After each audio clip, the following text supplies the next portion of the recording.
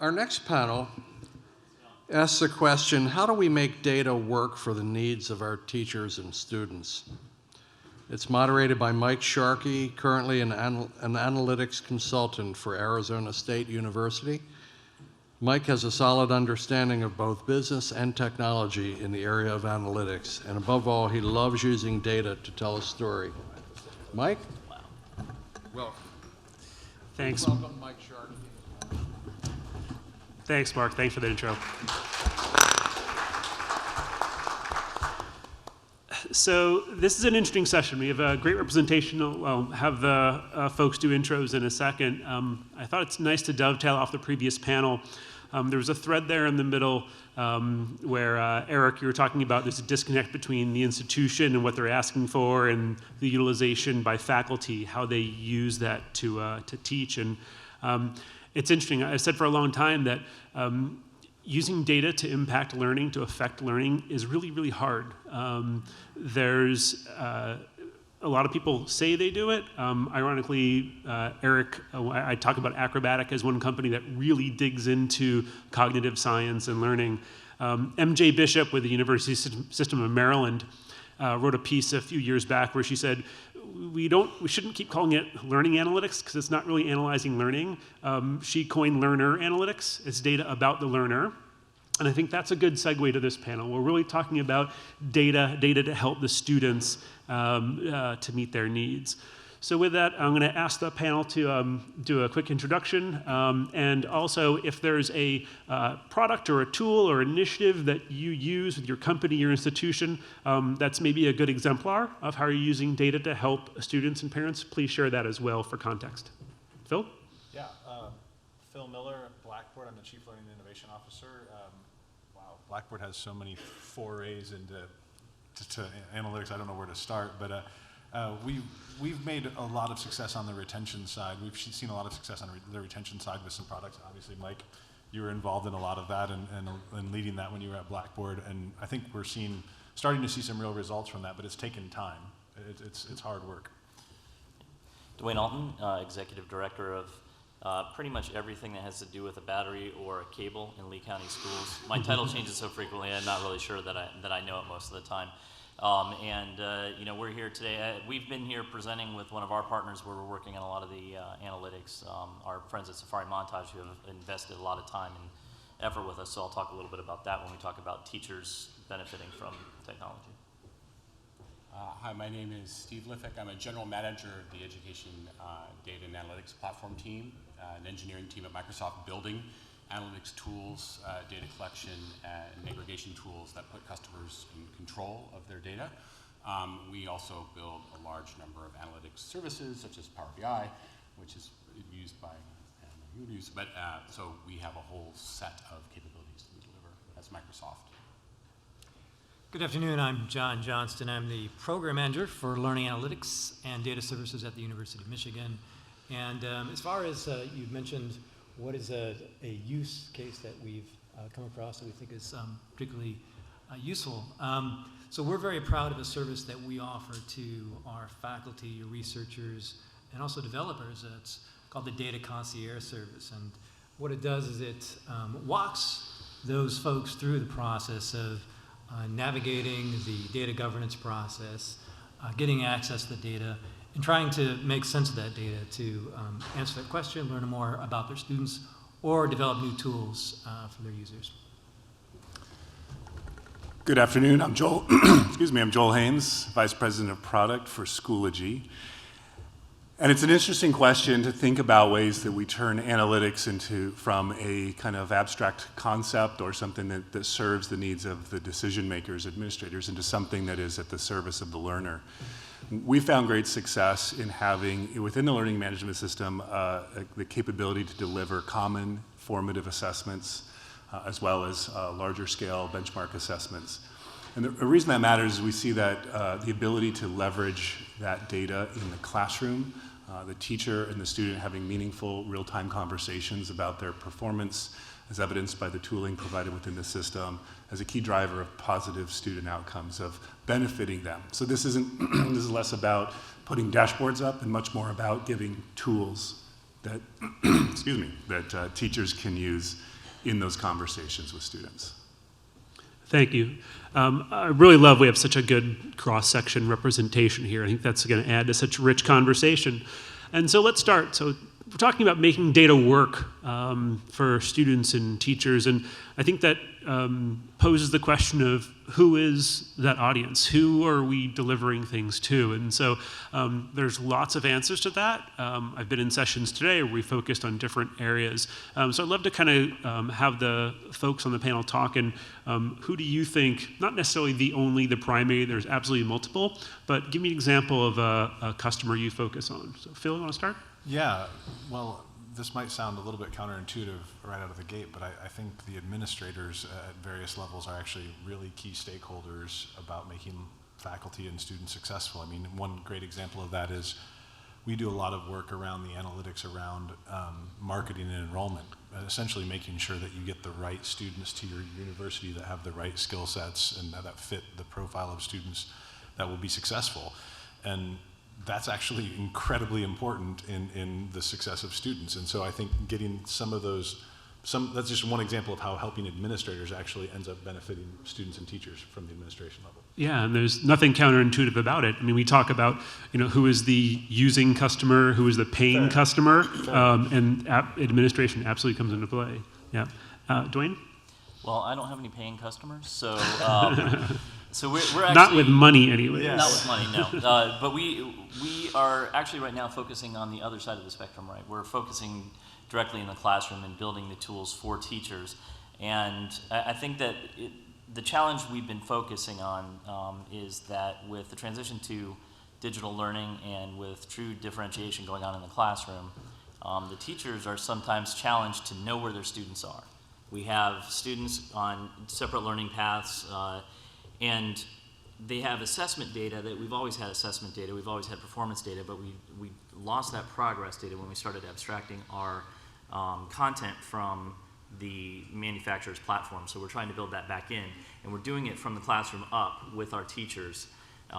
And also probably the biggest focus right now is reducing the weaponization of data against teachers.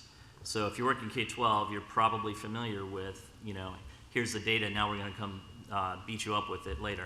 And so we're trying to get our organization out of that cycle and get teachers to trust us and buy into that. And so we're in the classrooms every day now. Yeah, teachers are absolutely a customer, and I think I know what I'm walking into here, but I'll ask, what's your feedback loop if your customers, the teachers, aren't happy? Well, Facebook is a good one. So the official feedback loop, we have mechanisms to collect that data. However, if they're really unhappy, I read about it elsewhere, and most people find it before I do. So, but we're working very closely with the classrooms and engaging, not just at the teacher level, but getting the students involved and guiding their own learning and becoming more responsible for their progress and setting goals. And we're seeing it, believe it or not, the area we're seeing it pick up most is actually in elementary school. We're seeing a ton of it. So we're very happy with the progress, but it's, it is a work in progress. Great. Steve or Johnny, want to comment on customers? Yeah, sure. I guess I would amplify both of my colleagues' points of view in that you have to think about the specific needs of each constituency within the school and attempt to do your best to serve them. So in the case of the administrator, we think a lot about giving them dominion and control over their data, giving them the governance. Sort of we think as Microsoft, the first step to having any point of view about data is putting the customer in control of it. We don't have permission to do anything without giving them that control, after which we get to have a conversation about the interesting things they may or may not be able to do with that data. And in the case of teachers, as we've discussed, their needs are specific and focused. And in fact, sometimes, as we just discussed, their needs are at odds or in conflict, in that the administrator may want to use data in a way that teachers are nervous about. And from our point of view, we're trying to build experiences that are, protect and serve the needs of each constituent without generating the conflict, because we need teachers to become fluent with data, and they have to have permission to do that and not be threatened by it. Yeah, great observation. John? Yeah, I'd like to address the question from a slightly different angle. So we have to acknowledge that there's some risk involved when we provide data, and not just the risk of that data being misused or unsecure, but really that it's going to be misinterpreted. And so there's certain audiences that have been trained to interpret data and use data, and so we have a high level of confidence of putting this data in researchers' hands, right? Because they've been trained in how to handle the data. We have a high level of confidence in putting it in developers' hands in most cases, right? They work with data on a daily basis.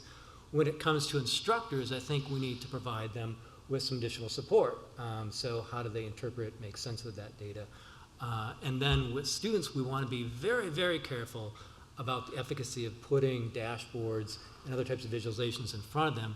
We want to make sure that we're doing more good than harm. So we want to understand the efficacy of putting these types of visualizations in the student and how they change the relationship between the student and their instructor. Yeah, the do no harm is a great statement. There's a couple colleagues, we've had this running joke of you don't want to put up the dashboard in front of the student that says, there's a 31% chance you'll pass this class.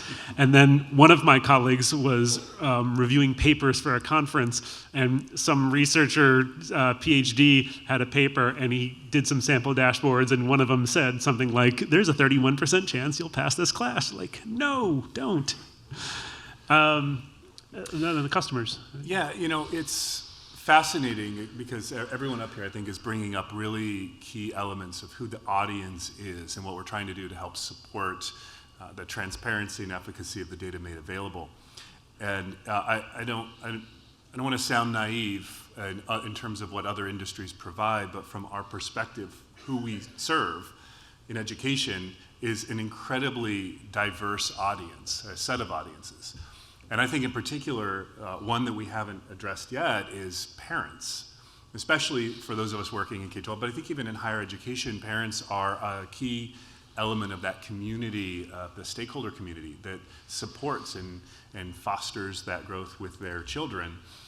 And data has a role to play there as well. And it is that same role that we ask probably for students or a handful of others, which is less about making the data obvious and clear, putting up 31% or what odds are they're going to pass or fail, but rather turning it into something that is that guides and supports, redirects, and creates those small changes in behavior and small changes in actions that can produce the positive outcomes that we expect. So I think parents are a key component of that. And I don't know that that's a challenge that any of us have really necessarily solved yet, but if we don't, at some point we're going to have to face that that's yet another consumer of all this data that we gather.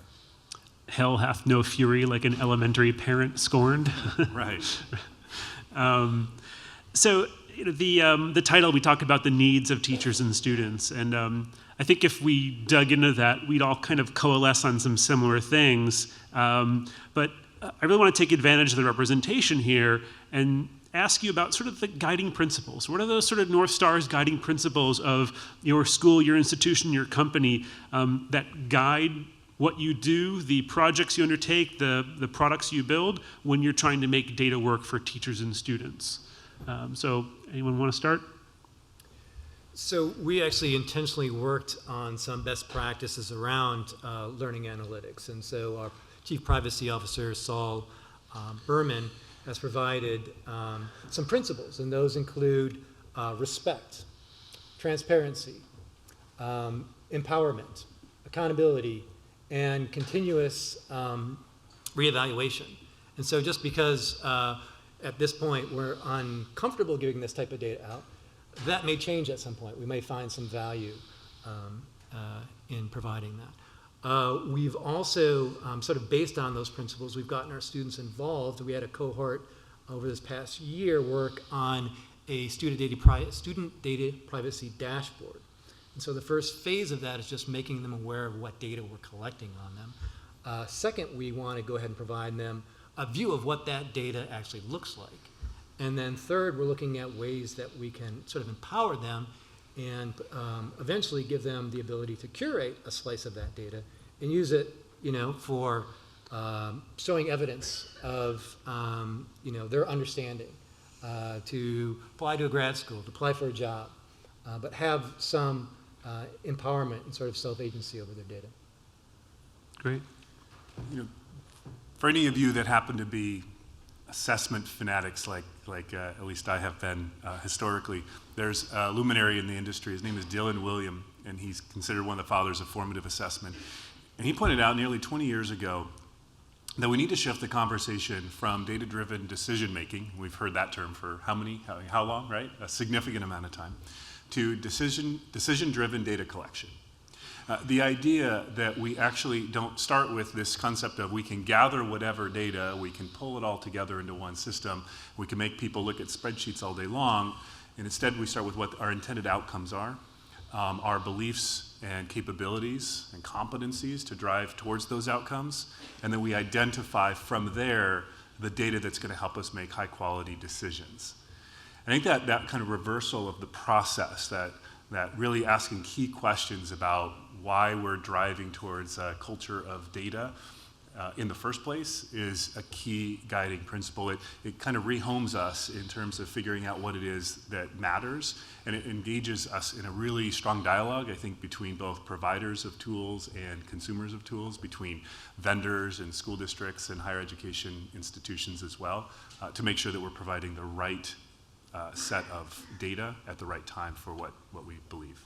You know, that statement, sorry, Phil, that statement, that reversal is really interesting and positive because in some sense you hear the pledge, the oath, we won't use your data for harm. You know, I hesitate going to this analogy over the years, but I say that's like Smith & Wesson saying we won't use our guns to harm people. Well, it's not up to you. Like, you know, you're more than just, you know, you don't have that control. That span of control changes, and so, you know, really love what you said. Where if you use that to, you know, drive the actual data you collect, you know, you're front loading some of those decisions, and I think that's really important because I just had a vendor partner last week asked me to review some principles they had, and one of them was we won't use data, we won't sell it, and I said, look, that's sunshine lollipops. That's great. Everyone can say that, but there's got to be something more there. So thanks. Phil? Yeah, I was going to have a slightly different take on this. As I thought about what a guiding principle is for Blackboard, you know, we have thousands of universities and colleges around the world, and I think something like 14,000 schools that use our software. One of the guiding principles that we think about a lot is scale, right? Like, how do we do things that matter at scale? And so while we have lots of opportunities and we do some really unique projects with individual universities that make a big difference there, one of the things that we often have to think about is, are we going to make a bigger difference in student outcomes by making a small number of courses 50% better, or can we make all of the courses 1% better, right, or whatever that metric is? So how do we do these things at scale across millions of courses, tens of millions of users? And again, 1%, 2% improvement at that type of scale is actually much more impactful than having a massive impact on a smaller number of courses. So we have to play that balance a lot, just given the scale of what we do. Great. Yeah. Dwayne?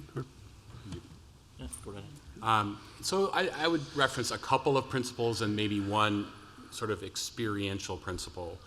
The core principle we talk about at Microsoft is data dignity.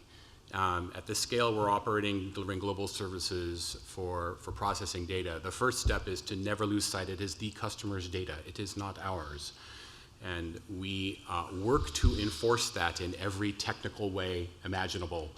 I joke about the number of lawyers with whom we craft software, but literally we will never breach that trust, because trust is the most important asset we have as a platform company. Along with the ownership of data comes its corollary, which is control or governance. Customers must choose at all times what is done and is not done with their data, whether it's handed to a vendor. You know, he gets to decide whether the vendor gets the data or not and gets audited access and control. And then I think the principle that's been touched several times by people is about sort of the experiences that we deliver, or the way that we think about adding value with data, and that is the word in the last panel was agency, to give people agency and empower them. We seek to create a gravity field of change. It's almost like an echo. Like, we are not educators. We are a platform company, and we ship some experiences that are hopefully useful for educators. But in order for those experiences to be more useful through the data they generate, we hope to provide a incentive or the capability through a little bit of extra insight that helps the people who are the educators educate. So never forget your role, maybe, in aggregate of all three principles. Empower the customers. It is, after all, their data, and give them control. Great, thanks, Steve. Dwayne, anything to add? So, guiding principles for a K-12 organization's data. That's assuming a level of, I think that's assuming something that I'm not sure many K-12 organizations have gotten to. Yeah. So honestly, when you look at K-12 organizations, I'm guessing many people in the room find that the various groups within that organization have different guiding principles for their data. If I were to speak for myself, empowerment and respect. And when I say respect, it's because and again, we're back in the classroom with the teachers because we've been doing the admin dashboards forever. We've been, but it's trying to get when we talk about the weaponization of data, it goes at several levels. We do it to the principals, we do it to the teachers, and I think that for us, historically, that respect wasn't there. And so what happened is, people are standoffish, and I think that's where we're focused as far as my organization within the district. I think that you would find that there are a lot of philosophies within the district, and they change with various reorganizations. Yeah, that's a great point. Unless all the other K-12 people in here have very, very stable organizations. Yeah, that's a great point. Please don't send this video to my office. Let's go watch school board meetings on YouTube. I mentioned wanting to take advantage of the cross-representation we have here. And, again, the title, How Do We Make Data Work for Students and Teachers? I want to get at what could be done better. And I think having folks from different parts of the industry is good. Do not want to turn this into an antagonistic kind of thing. Anyone around for the LMS smackdown of 6 years ago when the Blackboard and Canvas CEOs were up here, and I think it was in San Diego, actually. This is not going to be reliving that. But having folks from other industries here, if that part of the industry, if I'm selling to a district or to a school, and if they could do this better, it would help smooth things out. What are your comments? Because I think having those shared perspectives, again, in a very constructive and non-antagonistic way would help. So I'd love to hear thoughts from anybody about, what do you think could help grease the skids and move things forward? Yeah, so representing institution of learning here, I think as institutions, we need to make it very clear to our suppliers what we expect from them as far as data. And we need to have good use cases. We can't just say, yeah, we want all the data. We need to give them, I think, a clear sense of what sort of value we intend to get out of that. We also need to intentionally create some policies and best practices around how we use these data. And then as far as and ask for suppliers, hey, adopt the specifications. Caliper, it's out there, it's wonderful, get on board. And I would put a challenge out that handles sort of event data. I think the next thing we want to look at is providing a standard way to get contextual data. So for instance, if you provide an assessment tool, how can we get information about what that assessment composes of? It's funny, there was a session a couple hours ago, and a colleague from Western Governors was talking about all the different data ingestions she had to do, and she's like talking about getting them all on the same standard, and I'm like, don't hold your breath.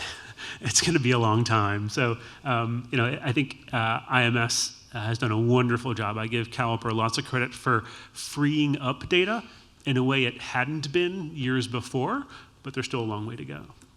I would amplify that. And as the purveyor of what we like to say, as the purveyor of tools that purport to help children learn, we would like to see way more transparency about whether they actually do. We feel accountable, and so we are going to be transparent with the data emitted by all of our products in a platform under the control I talked about earlier, and would like to leverage the standards as quickly as possible to ask everyone else to do the same. We think that that kind of transparency would be powerful for the entire ecosystem. Great. So one of the things that I would think from a supplier standpoint, it goes back to the learning objects we're using. Okay, so we have a lot of content that's very flat. We don't get much information out there. We have connected to Caliper and we do have event-based data, but we would like formative data streaming in constantly. So the challenge we have is that various content providers are in different places with this, right? You have some that are very flat, you have some that have very smart objects, and that the data that's coming back is useful immediately, and we're bringing that data in at high velocity, get it to the teachers right away. But I think across the board, we're still not there yet, as far as the content that we're using and the activities and that. So that would probably be the biggest ask, of course, from the district perspective, or what we can do better is we have to more clearly define what we want. We struggle with that. We struggle with that internally. Everybody wants a dashboard. What do you want on the dashboard? Well, I want everything on the dashboard, and that we go through those loops. And I think we have the same conversations with our vendor partners when we're saying we want the data, but we're not saying what data we want specifically. And also understanding that we have to come up with a solution that provides what we need, that we own the data, but at the same time we're protecting the vendor's IP because they don't want to give away their secret sauce. So that's I think there's a challenge on both sides to get there, and I think that for us, assessment data is easy for us. Formative data coming out of our everyday activities so that we are not constantly testing our students. That's really what we want to get out of it. Yeah, and I'll having been co-worker with Phill at Blackboard, we've had conversations. We've got this many development cycles. Do we build out these features, adding new to the product, or do we refine the data or improve it? I mean, it's a binary choice, and it's a challenge for them. So I think it's well heard, but I love the fact that you brought up the point of you as the school, the institution, need to communicate those needs better. I think that's a good balance. Yeah, I'll throw one out there that I think is really interesting for Blackboard. Again, I think that we're still in the early phases of learning analytics, and I would love to find better ways for companies like Blackboard to partner with universities around real research on the efficacy of learning analytics and the efficacy of different learning techniques. I don't think we fully, I think Blackboard and the various suppliers, our job is to get the data to you, to present it as best as we can, and to put some context around it where we can. But I still don't think we understand enough about learning analytics through research and other things to drive that. So Jack Seuss from UMBC mentioned a project that we're doing with them in VitalSource this morning. That's one example of where that works, but to be quite honest, it's hard for a vendor to scale that type of work across a large number of clients.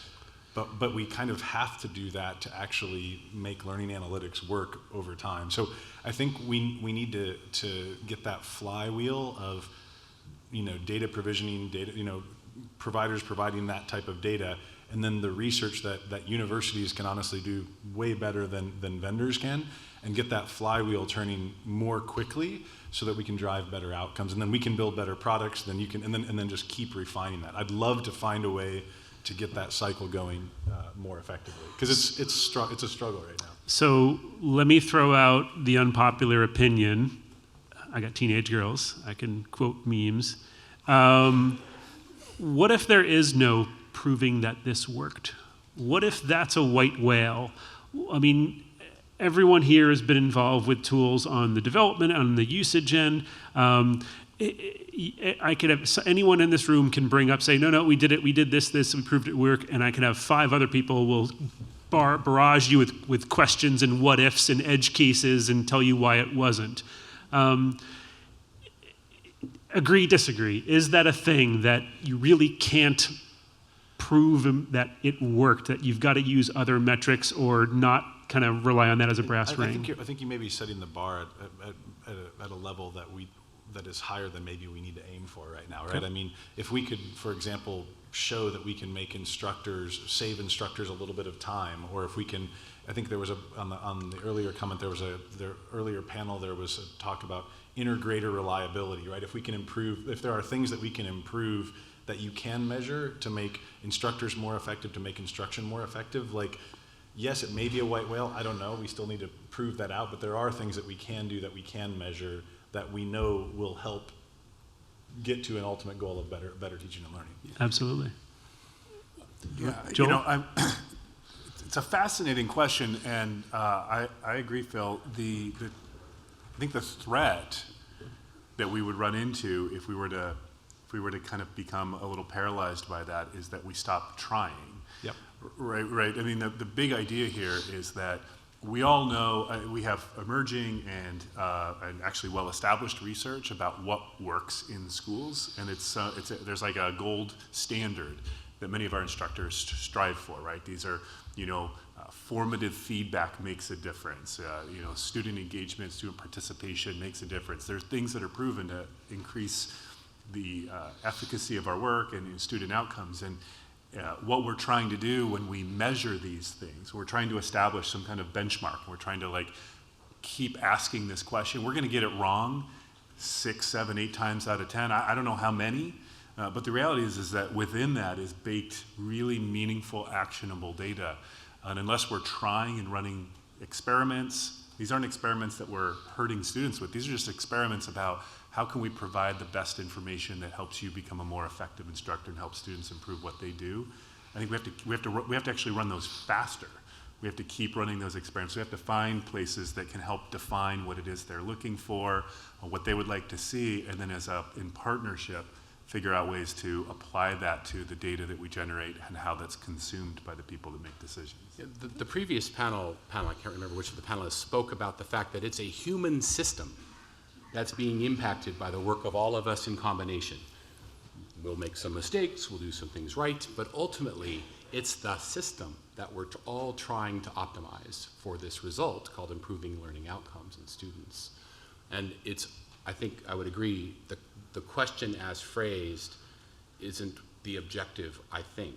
The objective is what can we do collectively to help improve the systems to create, I called it gravity, but to empower the system to be better at what the system's trying to do. Yeah, very good response. John? Yeah, I would actually argue that we do need a higher level of rigor around our evaluation and measurement of the efficacy of these tools. And I think a body like AMS is maybe in a good position to possibly help facilitate that. So if we can come up with common protocols for doing these evaluations and run those protocols at multiple institutions, we can prove a higher level of generalization in those results. That's great. I appreciate it. Any comment on that about measurement side from where you sit in K-12? Well, I would say that that for us it probably is a white whale given the lack of consistency we have in the products we use and the content we're using. That's what I struggle with a lot. We've had these conversations internally. Are we ever going to get there? And so we keep trying and we get it wrong a lot.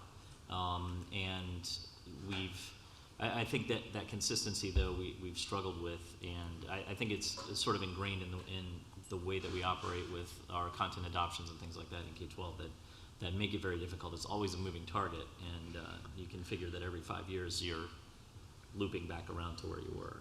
That's great. I mean, thanks for those really well thought out opinions, and it was a purposely provocative question, but I think it's good to hear the opinions on it. And I'm going to start to wrap up, give you each sort of a minute to kind of give final thoughts on data and your position, but I think that's the good thing. I was telling the group here, I was inspired.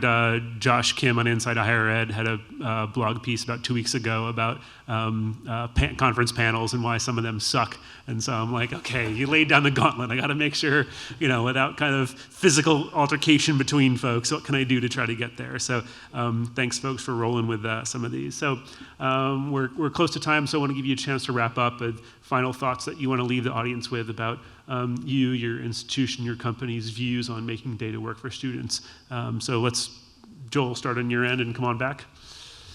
Yeah, final thoughts. Well, it's hard to sum up what I think is a really rich body of comment and commentary that we had up here, but maybe one of the things that would resonate with all of us, given that we're here this week, is that as suppliers and as institutions, as vendors and customers, it's incumbent upon both of us to not just work in collaboration, but to demand that we follow these interoperability standards, that we demand that we make this data available to the various stakeholders that are going to perform these discoveries, that are going to apply the rigor and actually come up with the insights that are going to drive better solutions. So as vendors, we need to adhere to and conform to the standards and deliver products that are interoperable. And as institutions and school districts, it's just critical that you ask for that, demand it, and you don't accept one-off solutions that are isolated and siloed, because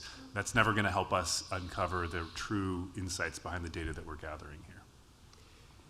Yeah, I've, over the past couple of years, been really frustrated around sort of the lack of progress that we've made in developing student-facing analytics tools that we can prove actually improve student outcomes and improve metacognition and self-regular learning and all those fantastic things. But I have to say that in the past year, I've been very optimistic about some key changes. One is the increased adoption of the caliper specification, where we're getting more data from our learning tools. And so we're getting a more complete picture of the different types of tools that the students are interacting with. There's a great body now of research around learning analytics, being done by great groups like LAC, the Learning Knowledge and Knowledge Group, and so forth. And so we have a solid foundation, theoretical foundation that we can build these tools. I think we do understand what works and what doesn't work. And then there are some fantastic consortial efforts that are starting to come up with common solutions, like the Unison Foundation, a number of large R1 institutions that are aligning their resources to come up with common strategies around these types of issues in the sort of digital learning ecosystem, and providing a shared learning analytics infrastructure. Thanks, John. Steve? Yeah, I guess I would echo some of the comments of my earlier colleagues and just saying this is a point of optimism, or a place of optimism for me, in that we have this enormous opportunity. There are mostly agreement about the principles, the transparency, the security, the privacy, the need for standards, the fact that it isn't our data, the fact that what we're trying to do is put ourselves collectively in a position to reason about something that is such a desirable outcome, the superior education of all people at all phases of life. And so when so much alignment has happened and the technology has gotten us to the precipice of being able to execute this reasoning, it's just a time of optimism to increase the rate of the flywheel, to make sure we abide standards and just accelerate towards the future, I guess is how I think about it. It's Thanks, an Steve. exciting time. I think my final thoughts, one is it's incredibly important to have events like this where we're doing this work. It's none of us started towards this path because we thought it was going to be easy, and we know we're going to make a lot of mistakes, and maybe that future state that we would really like to see is a white whale, but we have to take our wins where we get them. And so I think when you mentioned even adding efficiency, reducing the distractions for our students and our instructors, those are wins whether or not we get to that endpoint that we'd like. But the other comment I would make is that you have to start. So a lot of this stuff seems scary at first. And so when we started talking about caliper, right, not a lot of school districts, K-12, use caliper, and it's not necessarily the easiest thing to do, but by starting with the project and knowing that we were going to make mistakes and that maybe we're going to throw out half the work we do and we're going to go another direction, but now that we're down there, we've learned so much about what works and what doesn't work that if you're scared to jump in and start the work, you're never going to get there. Yeah. And so we've invested, our partners have invested a lot of time and money into pushing something forward that wasn't necessarily just for our district. And I think a lot of the people here, when we get together, we have competitors getting together in the same place and trying to work out solutions that benefit the entire group. important work, and I think that we should push forward whether or not we think we Yeah. are going to land the whale. This is absolutely a great venue for finding people to help give you that little nudge, taking the first step. Phil, take us home. Actually, final word. It's interesting.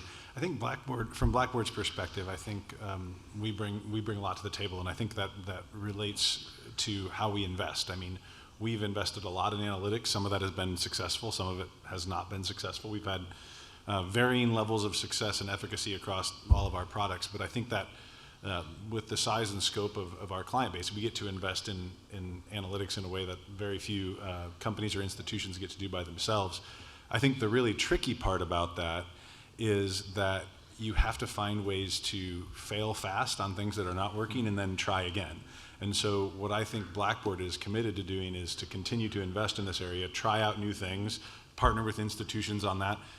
If they aren't going to work, fail fast, and then try again. And even if it is a white whale, we're going to keep trying and we're going to keep chasing, because we'll move further along that continuum every time that we do that and we try. Great. Well, Mark's going to wrap it up, but before he comes up here, a big round of applause. Thank you for our panelists.